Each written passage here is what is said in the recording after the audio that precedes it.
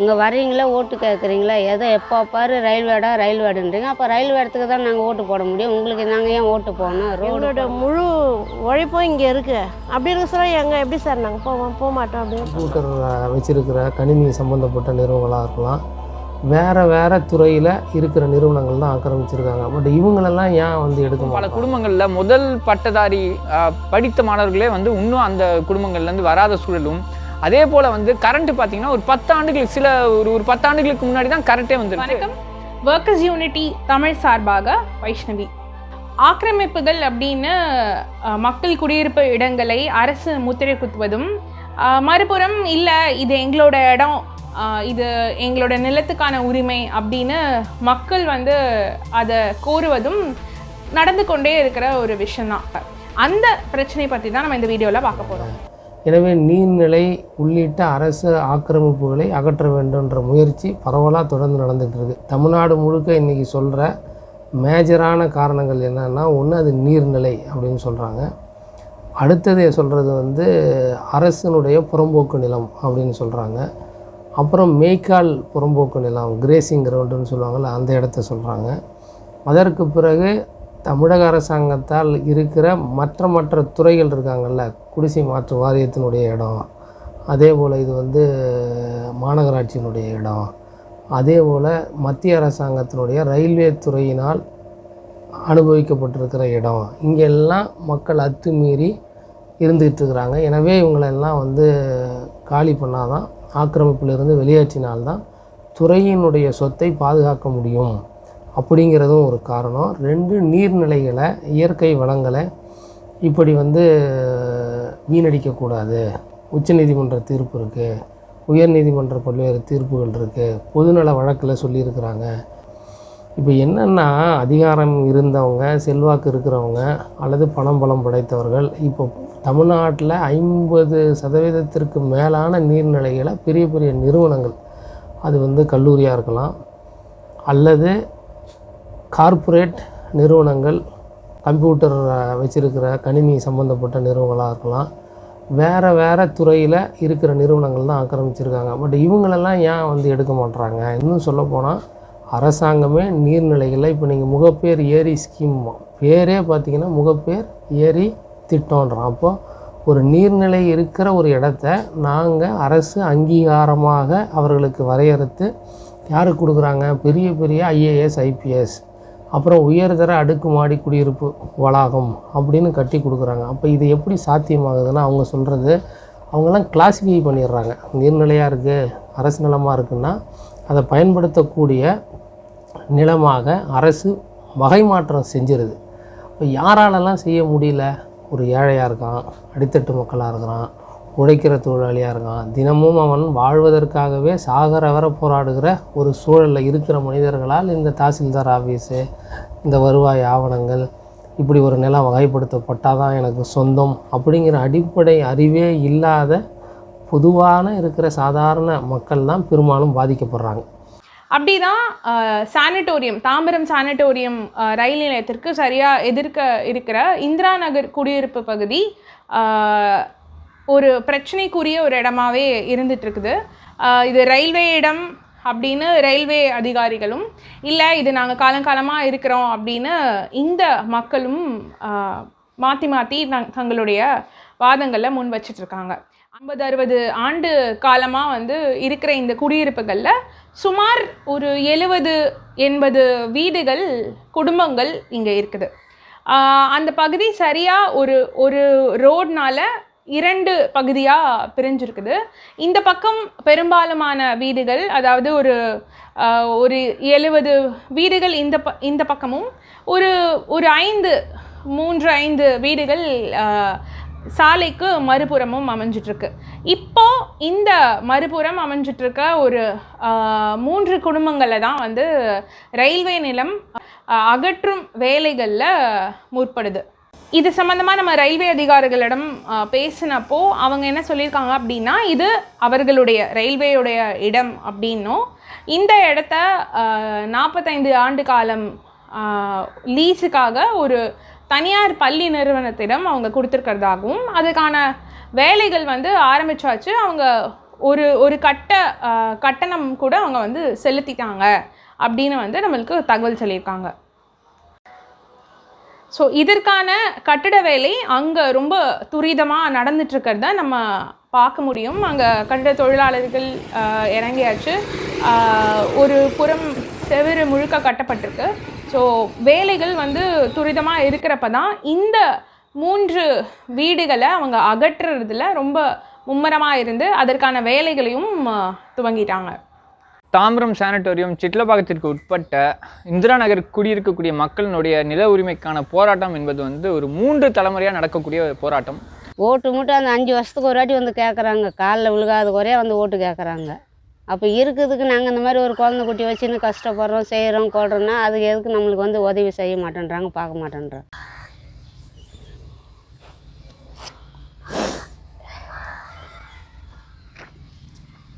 ஓட்டு கேட்க வரப்பெல்லாம் நான் கேட்பேன், இங்கே வரீங்களா ஓட்டு கேட்குறீங்களா, எதோ எப்போ பாரு ரயில்வேடுன்றீங்க. அப்போ ரயில்வே இடத்துக்கு தான் நாங்கள் ஓட்டு போட முடியும், உங்களுக்கு நாங்கள் ஏன் ஓட்டு போடணும்? ரோடு போட மாட்டேன்றீங்க, ஒரு குழா வசதி இல்லை, ஒரு கரண்ட் வசதி இல்லை, எதுவுமே இல்லாமல் எதுவுமே நாங்கள் எங்களுக்கு ஒரு சுத்தம் எதுவும் செய்யாமல் நீங்கள் வந்து ஓட்டு போடணும், நாங்கள் எங்கே ஓட்டு போடுறது? இந்த சூழ்நிலையில் தான் இந்த மக்கள் சாதாரண ஒரு கூலி வேலைகளில் ஈடுபட்டு அங்கே துப்புரவு பணியாளர்களாகவும் சாலையோர வியாபாரிகளாகவும் ஆட்டோ ஓட்டுநர்களாகவும் இருந்துட்டு வர இந்த தொழிலாளர்கள் அவங்களுடைய மொத்த வாழ்க்கையும் வாழ்வாதாரத்தையும் இந்த நிலம் சார்ந்து கட்டமைச்சிட்ருக்காங்க. அவங்க ரிக்ஷா ஓட்டுநராக ஒரு 17 குடும்பம் தொடக்கத்தில் ஒரு 1960-70களிலேருந்து வந்து இங்கே வந்து குடியிருப்பாக வந்து வந்தாங்க. அந்த மக்களுடைய நிலைமையை சொல்லணும்னா இன்றைக்கும் பல குடும்பங்களில் முதல் பட்டதாரி படித்த மாணவர்களே வந்து இன்னும் அந்த குடும்பங்கள்லேருந்து வராத சூழலும், அதே போல் வந்து கரண்ட்டு பார்த்திங்கன்னா ஒரு 10 ஆண்டுகளுக்கு ஒரு 10 ஆண்டுகளுக்கு முன்னாடி தான் கரண்ட்டே வந்திருக்கு. ஸோ இந்த இடத்துல வந்து மறுபடியும் அந்த மக்களை அச்சுறுத்தக்கூடிய வகையில் வந்து இன்றைக்கி ரயில்வே நிர்வாகம் அவங்களுடைய இடம் தான் சொல்லிட்டு வந்து அந்த மக்களை வந்து அப்புறப்படுத்துறதுக்கு வராங்க. இந்த இடத்தோட இதுலன்னு பார்த்தா கிட்டத்தட்ட 100 குடும்பத்துக்கு மேலே இருக்கிறோம். ஆனால் இப்போ காலி பண்ண சொல்கிறது ஒண்டி ஒரு 5 குடும்பத்தை ஒண்டி காலி பண்ண சொல்லி இது பண்ணிட்டு இருக்காங்க. இந்த இடத்துக்கு வந்து நான் சின்ன பொண்ணுலேருந்து பிறந்து வளர்ந்ததுலேருந்து இங்கே தான் இருக்கிறேன். கல்யாணம் பண்ணி எல்லாம் இங்கே தான், இந்த இடம் தான். கிட்டத்தட்ட இந்த இடத்துக்கு வந்து நாங்கள் எப்படி சொல்கிறது, 3 தலைமுறைக்கு இங்கே தான் இருக்கிறோம். நான் வரும்போது 20 வயசு இங்கே வந்தபோது என்ன 3 பிள்ளைங்களை வீட்டுக்கு நாங்கள் வரும்போது 20 வயசு. இப்போ எனக்கு 75 வயசு நடக்குது. அவங்க ரிக்ஷா ஓட்டிகிட்டு இருந்தாங்க. ரிக்ஷா ஓட்டினவங்களுக்கு இந்த ஜட்ஜி காலனின்னு ஒன்று இருக்குது. அந்த அட்வொகேட் அவர் பேரெலாம் தெரிஞ்சு இப்போ எனக்கு அடையாளம் கூட தெரியல. அவங்க எதுவும் காமிச்சதாக சொல்லியிருப்பாங்க சின்ன வயசில், எனக்கு அதுதான் தெரியும். அதுலேருந்து நானும் பார்த்துட்டு தான் இருக்கேன். எனக்கு இன்றைக்கி 55 வயசு ஆகி போச்சு. அப்படி பார்த்தா 60-70 வருஷமாக அவங்க இங்கே இருக்காங்க. அவங்க இங்கே வண்டி ஓட்டிட்டு. ஆனால் இடம் வந்து ஒரு 55 வருஷம் 60 வருஷம் இருக்கும். ஏன்னா 95 தான் இங்கே தான் இருக்காங்க. எனக்கு 95லேருந்து இதான் இந்த சர்க்கிள் தான். நாங்கள் இங்கே வரும்போது வெறும் குப்பை மேடாக இருந்தது. இந்த குப்பை மேடெல்லாம் நாங்கள் கொஞ்சம் கொஞ்சமாக க்ளீன் பண்ணிட்டு தான் அதுக்கப்புறம் இந்த இடத்துல வந்து வீடு கட்டும்போது தர மண்ணுமா இருந்தது. கொஞ்சம் கொஞ்சமாக சரி பண்ணி இடத்தெல்லாம் இது பண்ணி சுத்தம் பண்ணி தான் வீடை கட்டிட்டு இந்த இடத்துல இருக்கிறோம். எல்லாம் என்னுடைய வாழ்க்கையிலேருந்து எல்லாமே இங்கே தான் இருக்குது. இந்த இடம் வந்து நாங்கள் ஒரு கோயில் மாதிரி தான் நினைக்கிறோம், வீடான்னு நினைக்கல.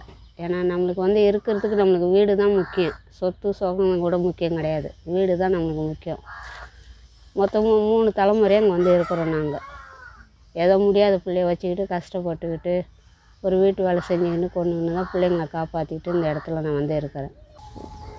நான் கிட்டத்தட்ட 15 வருஷத்துக்கு முன்னாடி பூ வியாபாரம் பண்ணின்னு இருந்தேன்.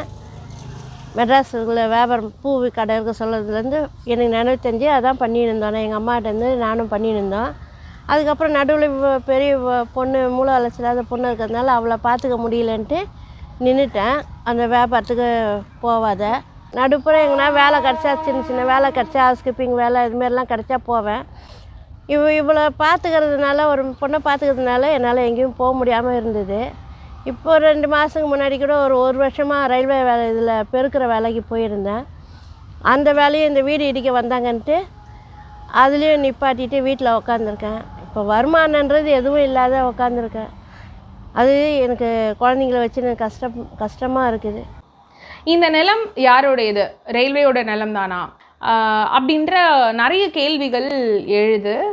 முதல்ல இந்த நிலம் பற்றிய கேள்விகளுக்குள்ளே நம்ம போகிறப்போ அதற்கான பதிலை தெரிஞ்சுக்கணும் அப்படின்னா இந்த நிலம் சார்ந்த வழக்குகள் பற்றியும் அதில் இருக்கிற தரவுகள் பற்றியும் நம்ம புரிஞ்சுக்க வேணும். ரயில்வே துறை வந்து எங்களுக்கு தான் இந்த இடம் சொந்தம் அப்படின்னு சொல்லி 1995 நோட்டீஸ் கொடுக்குறாங்க. அப்போது இருந்த டாக்டர் அம்பேத்கர் ரிக்ஷா குடியிருப்போர் பொதுநல சங்கம் அப்படிங்கிற ஒரு சங்கம் வந்து 1995 நாங்கள் பல ஆண்டு காலமாக இந்த நிலத்தில் குடியிருக்கிறோம். இது வந்து ரயில்வே துறைக்கு சொந்தமானது என்பதற்கான எந்த வருவாய் ஆவணங்களும் கிடையாது. எனவே இதில் நாங்கள் குடியிருப்பதை வெளியேற சொல்லுவதற்கு அவங்களுக்கு உரிமை கிடையாது அப்படின்னு சொல்லி உரிமையியல் நீதிமன்றத்திற்கு போகிறாங்க. தாம்பரம் டிஸ்ட்ரிக்ட் முன்சிப் கோர்ட்டுக்கு போய் ஒரு வழக்கு போடுறாங்க. அந்த வழக்கில் அந்த அம்பேத்கர் குடியிருப்போர் பொதுநல சங்கத்திற்கு ஆதரவாக தீர்ப்பு வழங்கப்பட்டு விட்டது. அதில் சொல்கிறாங்க, நீங்கள் வந்து ரயில்வே துறைக்கு சொந்தம் கொண்டாடி நீங்கள் ஒரு அறிவிப்பை கொடுக்குறீங்க அப்படின்னா அதற்கு என்னென்ன ஆவணங்கள்லாம் இருக்குது சொல்லுங்கன்றாங்க. விசாரணை நடக்குது. எல்லாம் முடிஞ்சு நீதிமன்றம் அங்கே இருந்த மக்களை ரயில்வே துறை காலி செய்வதற்கு எந்த விதமான முகாந்திரமும் கிடையாது அப்படின்னு ஒரு உத்தரவை கொடுத்துட்றாங்க. அதற்கு பிறகு ரயில்வே துறை வந்து மேல்முறையீடு செய்கிறாங்க. அதே தாம்பரம் சப்ஜட்ஜி முன்னாடி மேல்முறையீடு செய்கிறாங்க. அந்த மேல்முறையீடு வழக்கம் வந்து ரயில்வே துறைக்கு எதிராகவும் அங்கே குடியிருக்கிற மக்களுக்கு ஆதரவாகவும் தீர்ப்பு ஆயிடுது. ரொம்ப இன்ட்ரெஸ்டிங்காக இன்னொரு விஷயம் என்ன அப்படின்னா, 2 தரப்பு வாதங்கள்லேயுமே இந்த நிலம் தற்றாம்புறம்போக்கு அப்படின்ற ஒரு அடிப்படையிலேருந்து தான் வாதங்கள் முன்வைக்கப்பட்டிருக்கு. ஸோ அப்போ ரொம்ப தெளிவாக இது ரயில்வேவுடைய நிலமாக இருப்பதற்கும் இருக்கிறதுக்கும் எந்த விதமான தரவுகளும் அவர்கள் தரப்பிலிருந்தும் கொடுக்கப்படவில்லை, இன்று வரை கொடுக்கப்படவில்லை அப்படின்றது தான் வந்து உண்மையாக இருக்குது. நிலம் சார்ந்த விஷயங்கள் நகரமயமாக்கல் காரணமாக வந்து நிலத்தோடைய மதிப்பு கூடுதல் காரணமாக இன்றைக்கி ரயில்வே வந்து ஒரு சேவைத்துறையாக இல்லாமல் அவங்க வந்து ஏதோ ரெவென்யூ ஜென்ரேட் பண்ணணும், வருவாய் ஈட்டணும்னு சொல்லிட்டு இன்றைக்கி ஒரு நிறுவனம் மாதிரியான ஒரு இடத்துக்கு வந்து அவங்க போனதோடைய விளைவாக ஒரு சாதாரண சமூக நிலையில் பின்தங்கிய விளிம்பு நிலையில் இருக்கக்கூடிய மக்கள் அப்படின்லாம் இல்லாமல் திருப்பி அவங்களோட இடம் இல்லை அப்படின்ற ஒரு தீர்ப்பு வந்த பிறகும் இந்த இடத்துல ஒரே குறியாக இருக்காங்க. இதுக்கு காரணம் வந்து தொடக்க கட்டத்தில் ரயில் பெட்டிகளை சுத்தப்படுத்துறதுக்காக ஒரு சுத்திகரிப்பு தொட்டியை வந்து அங்கே கட்டினதை ஒட்டி அந்த இடம் யாருது அப்படின்றது ஒரு சிக்கலாக இருந்திருக்கு. ஆனால் அந்த இடம் வந்து ரயில்வே இல்லை அப்படின்றது தான் வந்து தீர்ப்பில் வந்து தெளிவாக சொல்லியிருக்கு. இப்போது திடீர்னு இப்போ இருக்கிற களசூழலை பயன்படுத்தி கொண்டு ரயில்வே நிர்வாகம் வந்து இவர்களுக்கெல்லாம் ஒரு நோட்டீஸ் கொடுக்குறாங்க. என்ன சொல்கிறாங்கன்னா, இது ரயில்வே துறைக்கு சொந்தமானது, உடனடியாக நீங்கள் வந்து ஆக்கிரமிப்புலேருந்து வெளியேறணும், இல்லைன்னா போலீஸ் துறையினுடைய உதவியோடு உங்களை காலி பண்ணுவோம், ஆக்கிரமிப்புலேருந்து வெளியேற்றுவோம் அப்படின்னு ஒரு notice. Form A, form B அப்படின்னு சொல்லுவாங்க. ரயில்வே டிபார்ட்மெண்ட்டுக்கு சொந்தமான சொத்துக்களை எடுப்பதற்கான அறிவிப்பு அது. இத்தனை வருஷம் கழிச்சு இப்போ 2 மாதமாக வந்து இந்த இடத்துல இருக்கக்கூடாது, காலி பண்ணுங்க அப்படின்னாங்க. இவ்வளோ நாள் இருந்தீங்களே, இது ரயில்வே இடமா, இவ்வளோ நாள் இருந்ததுக்கு நீங்கள் தான் எங்கள் வாடகை கொடுக்கணும், நீயே காலி பண்ணுன்னா பண்ண மாட்டேன்றீங்க அப்படின்னு சொல்லி கேட்டாங்க. எதுவும் இல்லாத காலி பண்ணுன்னா நாங்கள் தூக்கிட்டு ரோட்டில் போய் நிற்கிறதுக்கு பொட்டி கடை எதுவும் வச்சு இல்லை கூடாரம் போட்டு இல்லை கைட்டிட்டு போகிறதுக்கு எங்களுடைய எப்படி சொல்கிறது, எங்களோட முழு உழைப்பும் இங்கே இருக்குது. அப்படி இருக்க சொல்ல எங்கே எப்படி சார் நாங்கள் போக மாட்டோம் அப்படின்னு சொன்னோம். அப்படின்னா அந்த இடம் வந்து நாங்கள் முறையாக நோட்டீஸை ஒட்டிட்டு உங்களை காலி பண்ண வைக்கிறோமா அப்படின்னு சொல்லிட்டு போயிட்டாங்க. இப்போ 3 நோட்டீஸ்க்கு ஒட்டியிருக்காங்க. நாங்களும் போக மாட்டேன், காலி பண்ண மாட்டேன் அப்படின்னு சொல்லிட்டு எங்கள் வக்கீலை வச்சு பேசின்னு இருக்கோம். வேலம்மாள் ஸ்கூல் வருதுன்னு ரயில்வே ஆஃபீஸர் சொன்னார். அதுதான் தெரியும் எங்களுக்கு. நீங்கள் அங்கே இருக்காதீங்க, இதுக்கு மேலே உங்களெல்லாம் பார்க்க சொல்ல எனக்கு பாவமாக இருக்குது, அதனால் நான் அங்கே வரமாட்டேன், காலி பண்ண சொல்லி நான் வரமாட்டேன் அப்படின்னாரு. ஆனால் மறுமாதம் 10 நாள் கழிச்சு அவரே தான் வந்து 2வது நோட்டீஸை ஒட்டிட்டு போனார். நாங்கள் இப்போ ஸ்கூல் வருதுன்னு பிரச்சனை இல்லை, இப்போ நாங்கள் இருக்கிறவங்க எங்கே போய் இருக்கிறது சொல்லுங்கள் பார்ப்போம். இல்லையா, எங்களுக்கு வந்து எல்லாமே இருக்குங்க. ரேஷன் கார்டு இருக்குது, ஓட்டு ஐடிங்க இருக்குது, எல்லாமே இருக்குது. இல்லாமல் இருந்தாலும் பரவாயில்ல, சரி நீங்கள் எடுங்கன்னா நம்ம எடுக்கலாம். இப்படி இருந்துட்டு காலி பண்ண அப்படின்னாக்கா நெருக்கடி கொடுத்தா நாங்கள் எங்கே காலி பண்ணிட்டு போக முடியும்? ரயில்வே துறைக்கு சொந்தம் இல்லைன்னு ஒரு 2 நீதிமன்றம் சொன்னதற்கு பிறகு அந்த உத்தரவு மேல் நீதிமன்றங்களால் மாற்றப்படாமல் இருக்கும் பொழுது இதுபோல் வந்து அவசர கதியில் உடனடியாக காலி செய்யணும்னு சொல்கிறது எந்த விதமான நியாயமும் கிடையாது. எனவே வந்து இவர்கள் கொடுத்த அறிவிப்பை ரத்து செய்யணும் அதாவது வந்து ஜென்ரல் மேனேஜர் ரயில்வே டிபார்ட்மெண்ட் இந்த பார்க் டவுனில் இருக்கார் ஜென்ரல் மேனேஜர். அவர் கொடுத்த அறிவிப்பை வந்து ரத்து செய்ய வேண்டும் அப்படின்னு நீதிமன்றத்திற்கு போனோம். அப்போ நீதிமன்றத்திற்கு அவர்கள் தரப்பில் இது வந்து ரயில்வே துறைக்கு சொந்தமான இடம், எனவே வந்து காலி செய்யணுன்னாங்க. நம்ம சொன்னோம் இது ரயில்வே துறைக்கு சொந்தம் இல்லை என்று ஏற்கனவே சிவில் கோர்ட்டு சொல்லியிருக்கு. இதையெல்லாம் விளக்கமாக நாங்கள் வந்து உரிய அதிகாரிகள்கிட்ட எங்களுடைய ஆட்சேபனை மனுவாக கொடுத்தோம்.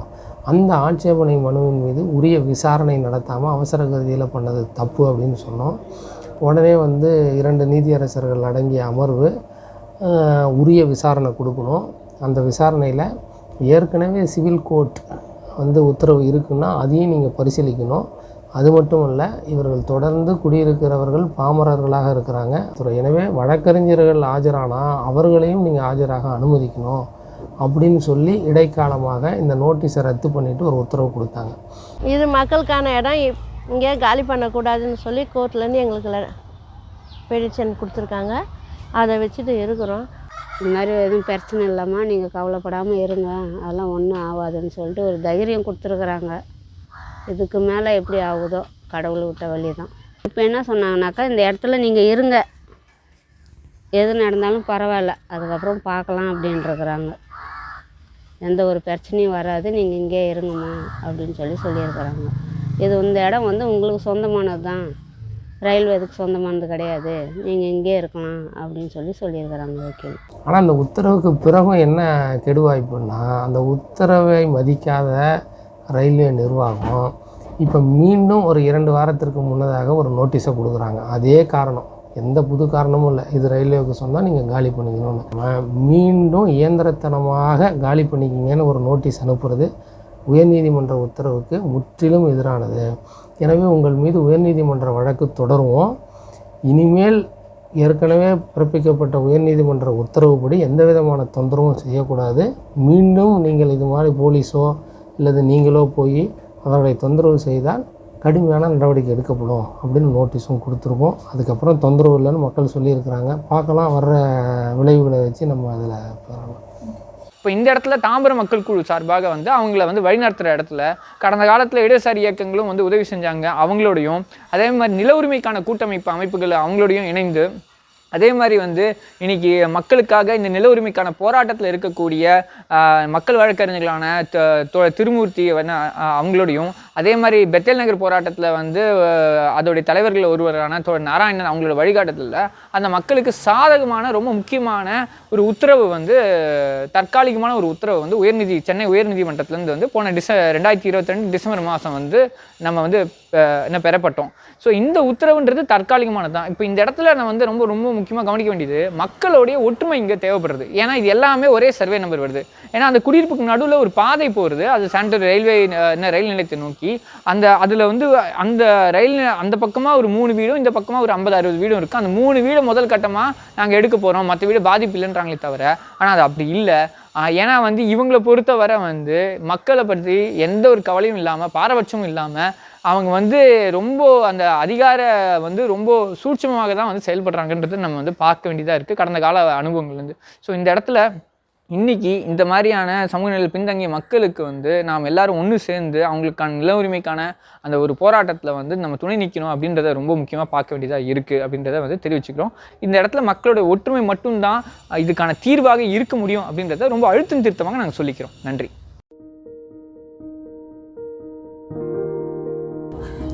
அவள் பேர் காமாட்சி, மூளை வளர்ச்சி இல்லாத பொண்ணு. இவ்வளோ வச்சுருது கிட்டத்தட்ட 33 வயசு ஆகுது. அவளை வச்சுட்டு வீட்டில் தான் வச்சு நான் பார்த்துக்கிறேன். அவ்வளோ உட்கார வச்சு கஞ்சி ஊற்றுறதுக்கு எனக்கு இந்த இடம் வேணும். உழைக்கும் மக்கள் மற்றும் தொழிலாளர்கள் சார்ந்த பிரச்சனை அப்படின்றது வந்து வெறும் ஊதிய பிரச்சனை இல்லை வேலை சார்ந்த பிரச்சனைக்காக மட்டுமே இருப்பதில்லை. அவங்களுடைய நிலம் மற்றும் வாழ்விடம் சார்ந்த பிரச்சனை மிக மிக மிக முக்கியமாக இருக்குது.